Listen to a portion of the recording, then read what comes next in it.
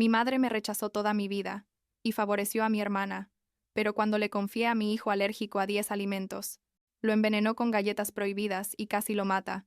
Ahora está internada psiquiátricamente y mi familia me culpa por cortar contacto. Tengo 28 años, soy madre soltera, y necesito contar esta historia porque lo que pasó con mi madre básicamente me forzó a elegir entre proteger a mi hijo o mantener una relación con mi familia, y todavía hay días en que me pregunto si hice lo correcto, aunque en el fondo sé que no había otra opción. Mi hijo Ethan tiene 5 años, y es alérgico a literalmente 10 cosas diferentes, tipo cacahuates, huevos, lácteos, soya, gluten, nueces de árbol, mariscos, ajonjolí, mostaza y kiwi. O sea, básicamente todo lo que la gente normal come sin pensar puede matarlo. Y no exagero cuando digo matarlo porque ya hemos terminado en el hospital 3 veces desde que descubrimos sus alergias cuando tenía año y medio. Supongo que debería empezar desde el principio para que entiendas por qué las cosas llegaron a este punto. Mi padre murió cuando yo tenía 8 años. Un ataque al corazón fulminante mientras manejaba a casa del trabajo. Y después de eso, mi madre Bárbara como que se quebró por dentro, pero no de la manera que esperarías. No con tristeza normal, sino con una amargura terrible que dirigió principalmente hacia mí. Mi hermana menor Melissa tenía 6 años cuando pasó, y de alguna manera se convirtió en el recordatorio perfecto de papá, mientras que yo, no sé, supongo que me convertí en el recordatorio de todo lo malo en su vida. Era sutil al principio. Ya sabes, pequeñas cosas como que Melissa siempre tenía ropa nueva para el inicio de clases mientras yo tenía que conformarme con lo del año pasado, o como sus recitales de piano eran eventos familiares importantes, pero mis competencias de natación eran muy lejos o muy temprano para que mi madre asistiera. Crecí básicamente criándome sola mientras veía a mi madre volcarse completamente en Melissa. Y no me malentiendas, no culpo a mi hermana porque ella era una niña también, y no pidió ser la favorita, pero duele, ¿sabes? Duele ver a tu madre iluminarse cuando tu hermana entra a la habitación y apagarse cuando entras tú. Para cuando cumplí 18 años, estaba tan desesperada por salir de esa casa, que acepté la primera beca universitaria que me ofrecieron, aunque significara irme a estudiar a otro estado. Mi madre ni siquiera me ayudó a empacar, solo me dijo que esperaba que no arruinara esta oportunidad, como arruinaba todo lo demás. Y Melissa lloró cuando me fui, pero creo que era más porque perdía a la única persona que realmente la escuchaba, que porque me fuera a extrañar como hermana. La universidad fue como respirar por primera vez en años. No tenía que caminar en puntas de pie en mi propia casa, ni preocuparme por no ser suficiente para nadie. Conocí a un chico, pensé que era el amor de mi vida. Spoiler, no lo era. Nos casamos justo después de graduarnos, y tuve a Ethan cuando tenía 23. Mi madre vino al hospital cuando nació, pero se quedó como 20 minutos. Dijo que los hospitales la ponían nerviosa desde que papá murió, lo cual era mentira porque había estado perfectamente bien en el hospital cuando Melissa se rompió el brazo haciendo gimnasia 2 años antes. El papá de Ethan resultó ser un completo idiota abusivo. No físicamente al principio, pero emocionalmente era un infierno.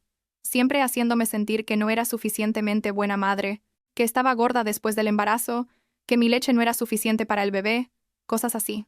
Me tomó 2 años darme cuenta de que estaba repitiendo el patrón de mi infancia, aceptando migajas de amor y pensando que era lo que merecía. El divorcio fue horrible pero necesario, y cuando Ethan tenía 2 años y medio me mudé de regreso a mi ciudad natal porque necesitaba ayuda y no tenía a nadie más. Fue entonces cuando descubrimos las alergias de Ethan de la peor manera posible, en una fiesta de cumpleaños donde comió medio cupcake, y terminamos en una ambulancia mientras yo sostenía su manita hinchada y él luchaba por respirar. Los médicos hicieron todas las pruebas, y resultó que mi bebé era alérgico a prácticamente todo, y tuvimos que cambiar completamente nuestra vida. Lo crié vegano no por elección ideológica, sino porque era literalmente la única manera segura de alimentarlo sin estar constantemente preocupada de que algo lo envenenara accidentalmente. Cuando regresé a la ciudad, mi madre de repente mostró interés en ser abuela, lo cual me sorprendió, pero también me dio esperanza de que tal vez las cosas podrían ser diferentes. Melissa todavía vivía cerca, trabajaba como asistente dental y estaba comprometida con un tipo que parecía decente, y por un tiempo pensé que tal vez podríamos ser una familia funcional. Mi madre empezó a venir a mi departamento cada semana, aunque siempre tenía algo que criticar sobre cómo estaba criando a Ethan. Que si estaba muy flaco, no lo estaba, que si necesitaba más disciplina, tenía 3 años, por Dios, que si lo estaba convirtiendo en un niño débil con tanta protección por sus alergias. Intenté explicarle 1000 veces que no era sobreprotección, que literalmente un error podía matarlo, Pero ella siempre ponía los ojos en blanco y decía que en sus tiempos los niños comían de todo y nadie se moría. La cosa empeoró cuando mi madre comenzó a ser más controladora durante sus visitas, reorganizando mi cocina, porque estaba mal organizada, tirando comida que según ella estaba echada a perder aunque estuviera perfectamente bien, comprándole a Ethan juguetes que yo explícitamente había dicho que no quería que tuviera. Le pedí a Melissa que hablara con ella, que tal vez la escucharía a ella, pero mi hermana solo dijo que mamá estaba tratando de ayudar y que yo debería estar agradecida. ¿Agradecida? ¿Puedes creerlo? Como si debiera agradecer que mi madre invadiera mi espacio y cuestionara cada decisión que tomaba como madre. Todo explotó hace como 6 meses cuando tuve una emergencia en el trabajo. Mi jefe necesitaba que me quedara para una presentación importante, y mi niñera regular estaba enferma. Mi madre insistió en que podía cuidar a Ethan por unas horas, que era su abuela, y que ya era hora de que confiara en ella. Fui estúpida. Lo sé, pero estaba desesperada, y pensé que por una vez podría seguir las instrucciones simples que le dejé. Le escribí una lista detallada de lo que Ethan podía y no podía comer. Dejé su comida preparada y etiquetada en el refrigerador, y le recordé 3 veces antes de irme sobre sus alergias. Ella me despidió con la mano como diciendo que era una exagerada, y me fui con un nudo en el estómago que debía haber escuchado. 3 horas después recibí una llamada de mi madre gritando histéricamente que Ethan no podía respirar y que ya habían llamado a una ambulancia. Salí corriendo de la oficina sin siquiera decirle a nadie, y conduje al hospital como una loca, mientras mi madre balbuceaba por teléfono, algo sobre unas galletas que le había dado porque, veía hambriento. Cuando llegué al hospital, Ethan estaba conectado a máquinas, su carita hinchada casi irreconocible, y los doctores me dijeron que había tenido una reacción anafiláctica severa. Mi madre estaba en la sala de espera llorando, y cuando me vio empezó a decir que no era su culpa, que las galletas decían «naturales» en el paquete, y ella pensó que eso significaba que eran seguras. Le grité como nunca le había gritado a nadie en mi vida. No me importó que hubiera otras personas alrededor. No me importó nada excepto que mi bebé casi muere porque ella no pudo seguir una simple instrucción. Melissa llegó como una hora después, e inmediatamente se puso del lado de mamá, diciendo que fue un accidente y que yo estaba siendo muy dura. ¿Un accidente? Le había dado galletas con nueces y huevo a un niño que ella sabía que era alérgico a ambas cosas. No era un accidente, era negligencia pura y simple. Pero por supuesto nadie más lo veía así. Ethan estuvo en el hospital 2 días. Y mi madre intentó visitarlo.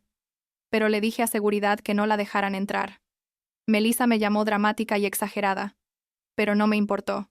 Mi hijo casi muere, y se suponía que yo debía perdonar y olvidar como siempre. Después de eso limité severamente el contacto con mi madre. Solo la veía en eventos familiares y nunca la dejaba sola con Ethan. Contraté a una niñera profesional, Linda, que tenía experiencia con niños con alergias severas y que realmente entendía la gravedad de la situación.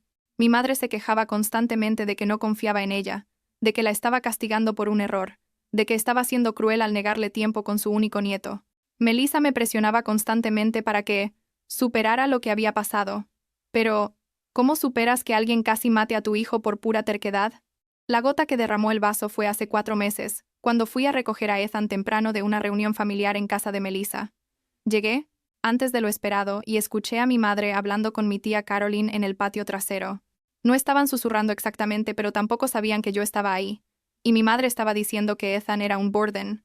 Sí, usó esa palabra exacta. Para mí, que yo lo había malcriado con mi hippie vegano lifestyle, y que sus alergias probablemente eran psicológicas o mi culpa por no exponerlo a comida normal cuando era bebé. Dijo que yo era una madre terrible, que estaba arruinando a mi hijo, igual que había arruinado mi matrimonio y mi relación con mi familia. Me quedé ahí parada detrás de la puerta sintiendo como si alguien me hubiera golpeado en el estómago, y entonces Caroline agregó que era una lástima que la única nieta, buena refiriéndose a Melissa, no hubiera tenido hijos todavía, mientras que yo había tenido uno defectuoso. Entré a la casa, tomé a Ethan, que estaba jugando en la sala, y me fui sin decir una palabra. Melissa me siguió hasta el carro, preguntando qué pasaba, pero no podía ni hablar. Solo negué con la cabeza y me fui. Esa noche le escribí un mensaje largo a mi madre diciéndole que había escuchado todo y que no quería volver a verla ni a ella ni a cualquiera que pensara que mi hijo era un burden. Bloqueé su número, bloqueé a Caroline, y le dije a Melissa que si quería tener una relación conmigo tenía que ser sin mencionar a nuestra madre. Por supuesto, mi madre no lo aceptó así de fácil. 2 semanas después, para el cumpleaños de Ethan, Llegó una caja enorme a mi departamento con regalos carísimos, juguetes que sabía que yo no podía pagar, ropa de marca, y en el fondo de la caja había una nota que decía, para mi nieto especial, y una caja de las mismas malditas galletas que casi lo matan la primera vez. No sé si fue a propósito o si realmente es así de desconectada de la realidad, pero esa caja de galletas me confirmó que había tomado la decisión correcta. Le regresé todo a través de Melissa con una nota que decía que no aceptaríamos nada de ella y que respetara mi decisión de no tener contacto. Las cosas se pusieron peores cuando mi madre empezó a contarle a todos los parientes su versión de la historia, que yo era una hija malagradecida que la estaba castigando por amar demasiado a su nieto, que estaba usando a Ethan como arma para herirla, que probablemente yo había inventado lo de las alergias para llamar la atención. Empecé a recibir llamadas y mensajes de primos y tíos que no había visto en años diciéndome que era una vergüenza, que mi padre estaría decepcionado de mí, que estaba rompiendo el corazón de mi pobre madre viuda. Tuve que cambiar mi número de teléfono y hacer privadas todas mis redes sociales porque el acoso no paraba. Melissa trataba de mantenerse neutral, pero podía ver que estaba exhausta de estar en el medio. Me rogó que al menos considerara terapia familiar, que mamá estaba dispuesta a ir si eso significaba poder ver a Ethan otra vez. Pero, ¿qué caso tiene la terapia con alguien que ni siquiera puede admitir que casi mata a mi hijo? ¿Con alguien que lo llama un burden a sus espaldas? Le dije a Melissa que la única terapia que necesitaba era para lidiar con el trauma de haber crecido con una madre que nunca me amó y que ahora estaba tratando de repetir el patrón con mi hijo. Hace 2 meses fue la boda de una prima segunda a la que realmente quería ir porque habíamos sido cercanas de niñas. Melissa me aseguró que mamá no iría, que había confirmado que tenía otros planes ese fin de semana. Debí saber que era una trampa, pero quería creer que podía tener algo de normalidad en mi vida. Llegué a la recepción con Ethan. La ceremonia era adults only, pero la recepción permitía niños. Y ahí estaba mi madre, en la mesa principal porque, por supuesto, había convencido a alguien de cambiar los asientos. Me di la vuelta inmediatamente para irme, pero ella me alcanzó en el estacionamiento, llorando y gritando que solo quería conocer a su nieto, que había cambiado, que entendía lo de las alergias ahora, y que por favor le diera otra oportunidad. Ethan estaba asustado, escondiéndose detrás de mis piernas mientras esta mujer que él no reconocía gritaba y lloraba. Otros invitados empezaron a salir para ver qué pasaba, y mi madre tuvo un colapso completo ahí en el estacionamiento, cayendo de rodillas y diciendo que prefería morirse a vivir sin poder ver a su nieto. Fue tan dramático y manipulador, típico de ella hacer una escena para que yo pareciera la mala. Alguien llamó al 911, porque pensaron que estaba teniendo un ataque al corazón, o algo así. Y yo me fui mientras llegaban los paramédicos, porque no iba a someter a Ethan a más de ese circo. Melissa me llamó esa noche furiosa, diciendo que mamá había terminado en el hospital bajo observación psiquiátrica y que todo era mi culpa por ser tan cruel. Le dije que las acciones de mamá eran su responsabilidad, no mía, y que si necesitaba ayuda mental, tal vez debería haberla buscado hace años en lugar de desquitarse con sus hijas. Fue la primera vez que realmente me defendí con Melissa, y creo que la tomó por sorpresa porque se quedó callada por un largo rato antes de colgar. La semana pasada me enteré por una prima que mi madre fue diagnosticada con trastorno bipolar severo después de ese incidente en la boda.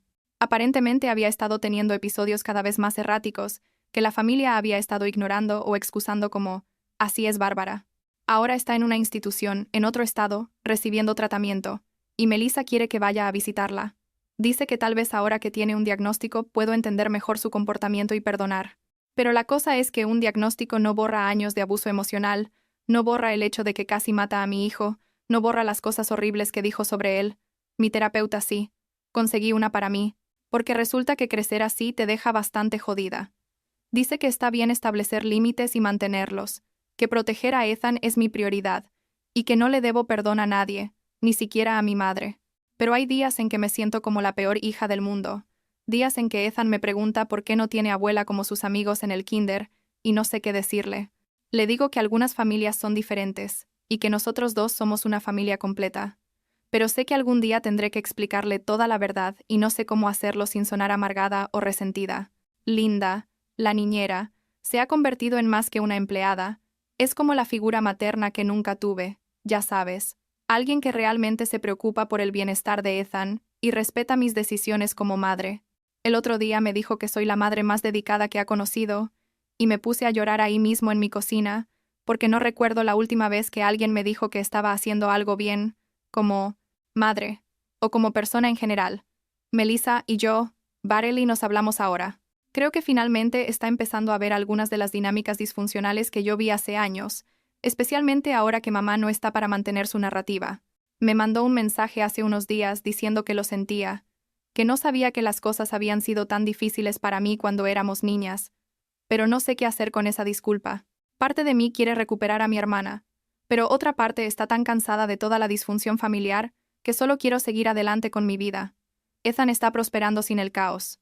Empezó el kinder este año, y su maestra entiende completamente sus necesidades dietéticas.